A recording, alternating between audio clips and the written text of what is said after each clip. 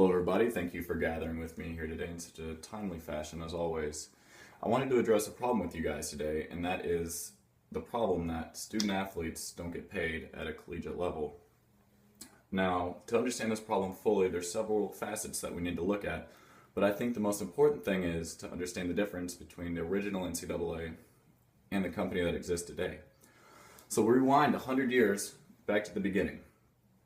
Now, at this point in time, the world was a vastly different landscape. There wasn't the high amount of technology that we have today that allows the NCAA to be what it is today. So there was no TV, there was no internet, there was no social media.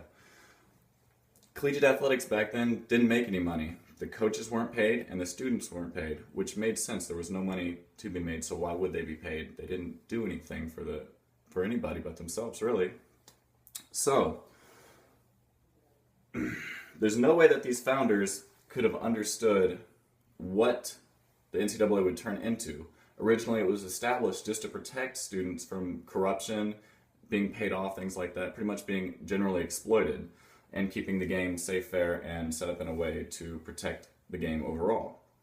So obviously, today's world is very, very different.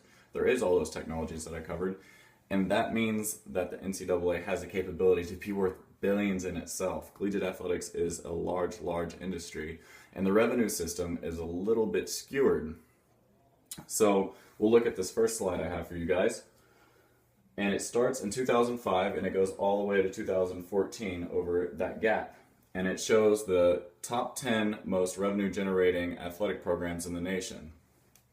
So from this point in time, 2005, it goes from $70 million in revenue all the way to 2014 at the end of the year, $144 million in revenue. So a climb of nearly double, which is very significant. Yet the scholarships that they paid to these students has stayed very stagnant and only cost them $12 million. So as you can see, the revenue to cost gap is going up, and with a $138 million gap nowadays, you won't find that anywhere else in any other industry, especially with the pay structure. So they have to pay the NCAA executives. They're making millions.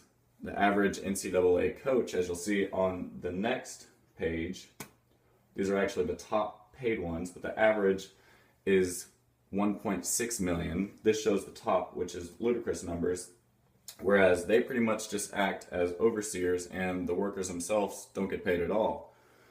So there's nowhere else that you can find that unless you went to a slave factory, basically, where they had overseers and slaves doing all the work for nothing. And these slaves themselves actually act as a huge tool for the universities and the NCAA.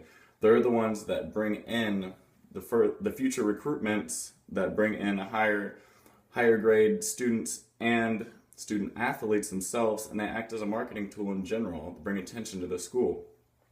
And also, obviously, let's not forget about money. They bring in a lot of money, which they see nothing of other than scholarship money. So we can address the scholarship money really fast here. Average $25,000 a year, which might seem like a lot, but we have fees such as walking on the grass. So that money doesn't go very far.